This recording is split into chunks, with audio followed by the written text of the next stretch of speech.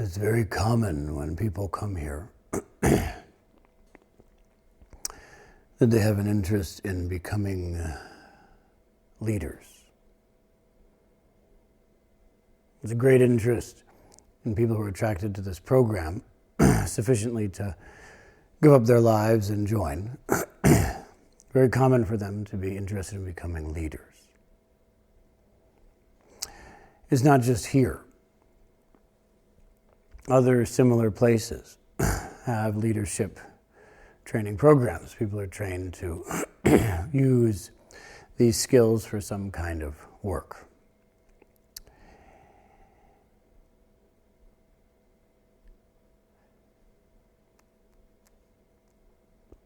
Just today, someone who had looked over some of our materials said that as far as he could tell, the special thing about this place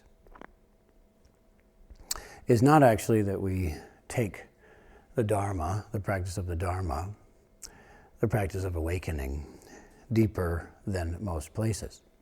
He said it's that you do that and you also have leadership training. You do some awakening practice, but what's unusual is that you emphasize the leadership training.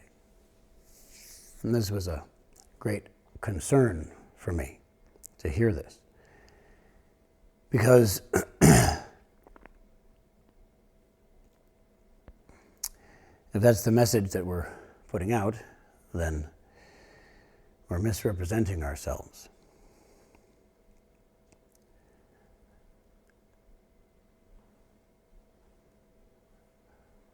We naturally give people what they want, a desire to be a leader. Because we have to give people what they want in order to help them to continue along the journey.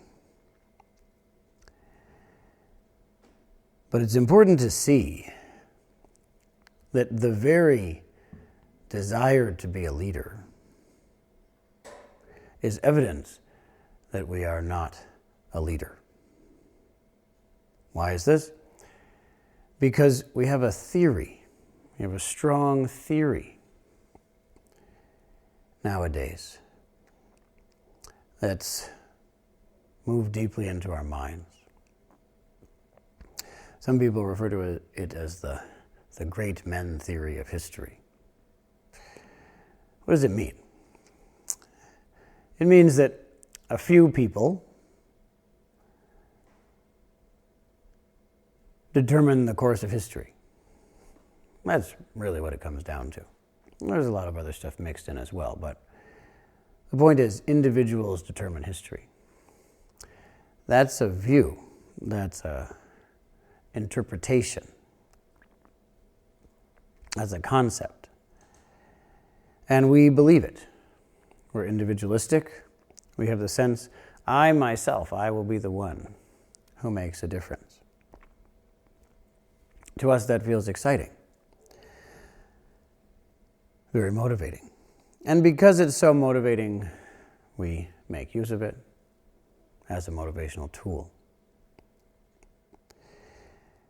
But as far as I can tell, what I consider to be a more sophisticated understanding of history, of civilization, is that individuals make very little difference. And in fact, the people who are most known as leaders are the people who have the least power of all. Because, yes, they can do bad things. They can make significant errors that cause a lot of problems. And that isn't really power. That's just making mistakes.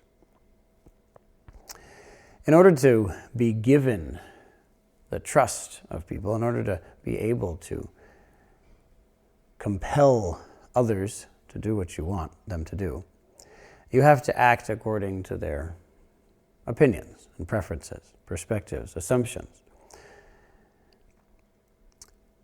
The leadership, as we typically refer to it, are people who have compromised a great deal in order to fit in with the expectations of the population. This is something that I know very well because spiritual leaders are also leaders. And I've trained in different countries. And if you're a monk in a culture, what I learned very quickly is that you need to be that culture's, you need to be the epitome of that culture's values. Whatever that culture values is the thing that you need to demonstrate. Because people have a very hard time telling the difference between their own culture, their stories, and the truth. It's very hard for us to tell the difference. And so in Japan, I needed to act one way because that's how a good person acts, and therefore it's how a monk has to act. Go to India, I need to act a totally different way. I need to learn a completely different way to be a monk. Why? Because there, this is what's good, and therefore a monk must do that.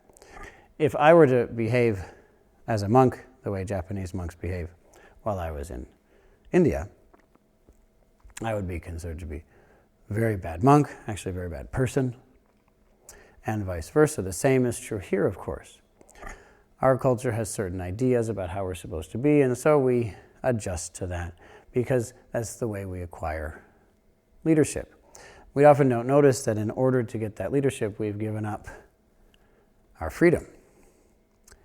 So we have very little power over our lives, over our behavior, because we need to act in accord with people's opinions, preferences, assumptions about good and bad. It's very difficult from that position to change people's ideas of good and bad, although it is unfortunately relatively easy to make big mistakes. And for that reason, if we want to change history, if we want to alter the course of history, we have to take a different view of what leadership is. What is the leader of history? Our minds, our shared assumptions, our ideas that we give and take. That's what leads history. The people who create that, who create culture, who create the stories that govern our society, the values that we assume are correct, this is the cohort that truly leads history, and that's a cohort. You can try to point to one person who had a big impact, but the reason they had a big impact is because of the circumstances that they were in. There are plenty of examples of people who are said to utterly change things, but if you examine it closely, you see that they could only change things because other people had already done a certain amount of work. The society was prepared for that. And in fact, that change, in every case I know of, would have happened anyway, except, of course, in these cases of catastrophe. It is possible for people to make terrible choices. Yes, it's possible that one or a very few people could start a nuclear war, for example. Yes, that would change history. But if we're talking about improving things, we're talking about making the world a better place, this isn't something that happens because someone decides to do something. On the contrary, it happens because there's a cultural shift, and that happens because of a change in the stories that we accept as a culture. That happens as a community. Communities carry these stories, not individuals. So leadership, if we want to become the people who change the world, who alter the course of history, we want to join the ranks of those who steer history. And that's something that's done through telling a story together that grows and grows in a small community, and then typically it looks from the outside quite sudden. Suddenly it takes over the world. Suddenly a lot of people believe in it, and the direction of a civilization shifts. This, to us, I know, isn't so exciting. We don't want it to look that way. We hear about that. It's not individualistic, but we've learned that individualism is the savior, is the purpose of life, actually. Seems slow, but we don't want things to be slow. We want things to be fast. Consider that it seems like it would be a lot of hard work, but we don't want things to be hard work. We want it to be cheap. But this cheap, fast, and individualistic, this is what we have been taught.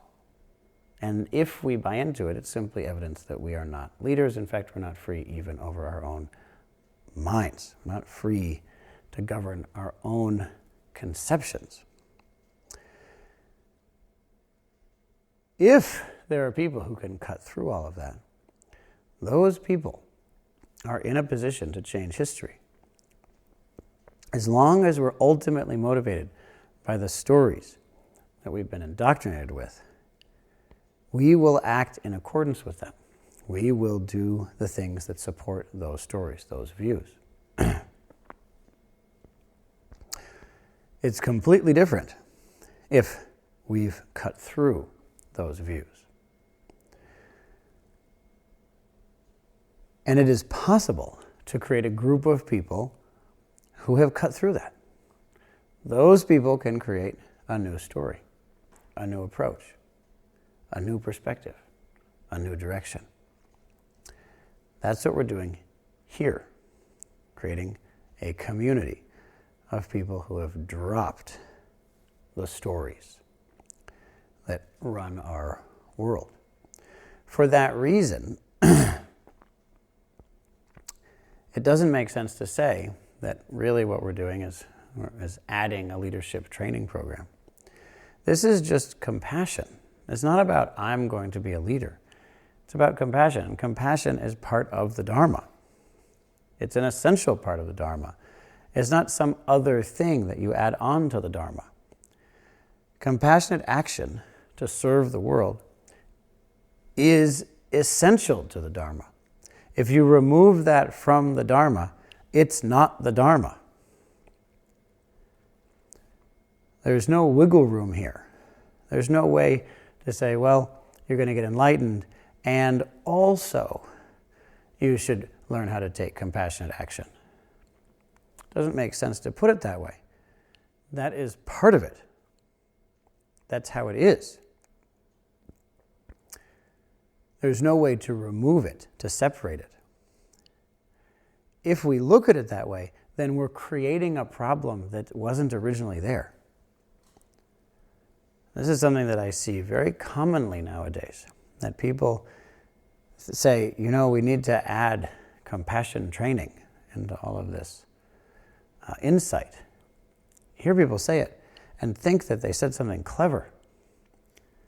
But they made the problem that they're then solving in their own minds by originally separating it out and saying insight is without compassion. They're going to just have an insight. And you see this. You see nowadays people actually say this, that you're going to have an insight. It's not going to change how you live. It's not going to change how you treat people. It's not going to change your character. It's just a pure insight. Oh, but wait, they say, you know what we should do? We should also train in compassion, without noticing that that problem was created in their own minds and then solved in their own minds. There's no need for self-congratulations here. For us to fully demonstrate that compassion, we cut through our delusion. We cut through it. We cut through the delusional views that we've been taught, that we carry, that we protect. That's our job. That has to be done. Having done that, we become capable of even deeper compassion. Having acted with compassion, we develop the character, the heart, that's capable of insight. The way it happens here is you begin with an absolute dedication, compassionate dedication to true insight. That's the beginning. Dedication motivated by compassion for true insight, truly seeing through the falsehoods that run our lives. We commit to that. Having done that, we throw ourselves in to altering our behaviors in all the ways that we know are right. We hold ourselves to impeccability. And to the extent that those behaviors change, this path has meaning. That is the measure of the path, as the Buddha himself said. How do you know that a person has really made progress on the path? Because unwholesome actions fall away and wholesome actions grow. That's how you know. You can see it. There's a clear measurement. You can watch people changing. This is very significant. Once we've done that, then we intentionally build up a clear, pure, bright, loving mind. We prepare our minds and our bodies to do this training by building up appropriate character, appropriate qualities in our minds. This is essential. I spoke several talks ago about the importance of character, of ethics. And we all agree with that. We say, yes, character is good, ethics are good, fine. But what are we doing about it? This is the question. What are we doing about it? Everybody, who would disagree? You go around, you talk to liberals, you talk to conservatives, everybody agrees character is important. Everybody agrees with that. But what are we doing about it? What resources are we dedicating to that? That's the question. This place is an example of resources, time, energy, financial resources being dedicated to this training of character, of ethics, of kindness, compassion. Having done that, then we are capable of moving forward and breaking this pattern at a certain level. And what is that? The fact of the matter is that as long as our happiness depends on the mind that runs this world, the state of mind that runs this world, there's a mind of acquisition, a mind of conflict, a mind of fictions, of participating in falsehood. As long as our happiness depends on that, we're not capable of breaking it. We're just not going to. I am constantly amazed at how persistent our belief in a falsehood is if our well-being depends on believing that falsehood. If believing in a certain falsehood seems to be to our benefit, we're very good at believing in that falsehood. So, if holding on to certain sense pleasures,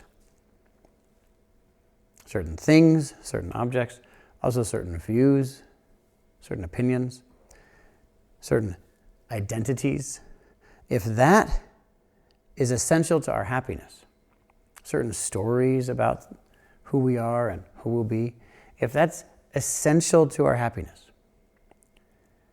we will not break those things. We won't set them aside.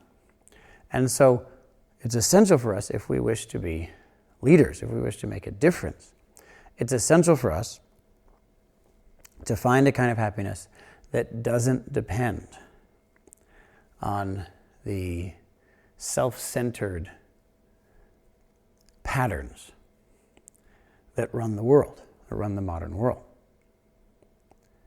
We have to find another kind of happiness.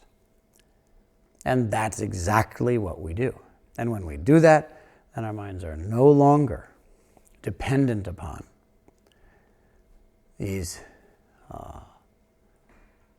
unjust patterns.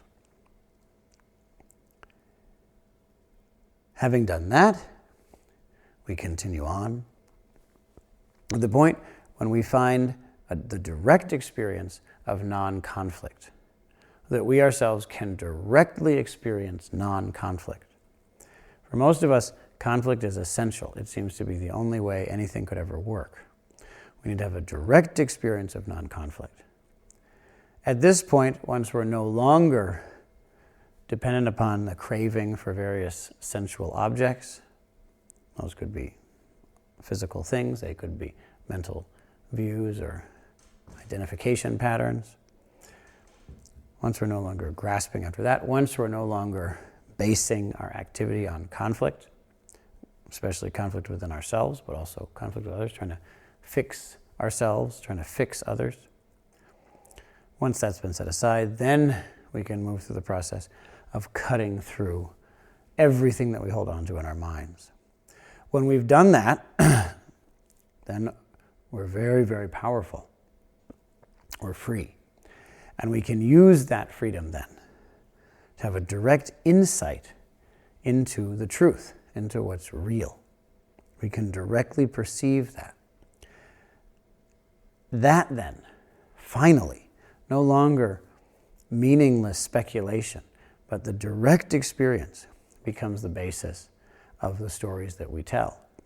And if we are with other people who've also had this experience, then it's possible to create a new story.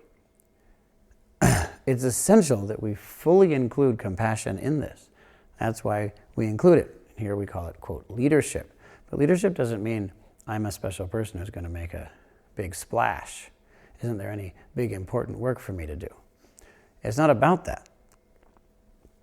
Leadership means that we do what must be done to be of benefit to the world. And that happens not out of ego, but in community. That happens together. We do that work together. And oftentimes, the people who are seen as most important aren't the ones who are most important. Other people made it possible for that person to appear important. And the people who are involved in all that may or may not know it, and honestly, may or may not care. Because ultimately, it doesn't matter. The point is that the work that needs to get done gets done.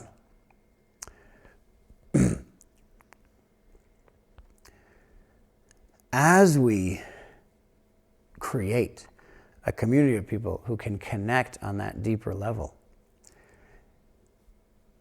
we must emphasize compassion because those people truly have power in the world. Why? Because they can do things, they can make adjustments that other people not only can't do, but actually can't see. Most of us don't understand why we act the way we do. We just keep on maintaining certain patterns that maintain the status quo, that benefit certain people and don't benefit others.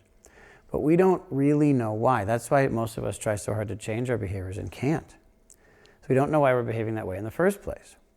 But this group of people is able to see that and is able to change those cues that run most people's lives.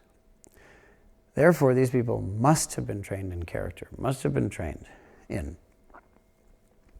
ethics and compassion. Because if there's any sense for these people doing it for ourselves, if there's any selfishness there, then that just becomes another big mistake, another big blunder that can create catastrophe. It's essential that the purification happen at a deep enough level that the people who can steer history, the people who can change the mind on which our civilization is based, those people are truly not doing it out of selfish ends. For that reason, we put people who do this training through a true test, uncompromising gauntlet of training. To be as careful as we can about the impact that we have, knowing that the ultimate goal of that impact is not just to make the world be a certain way. Ultimate goal of that impact is freedom, true freedom for all living things. We have an impact on the conditional world so that we can have an unconditional experience of liberation.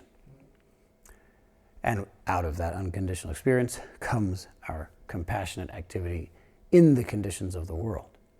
But we change the world in those conditional ways for the purpose of freedom, of liberation, of enlightenment.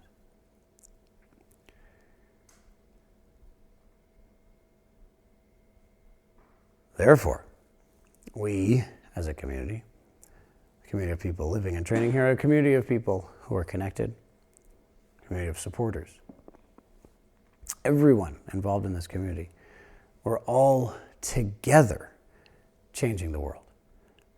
There actually is not a central person there. And even if someone like me is seen as the central person, that seeing is done by everyone else. A leader is created by followers.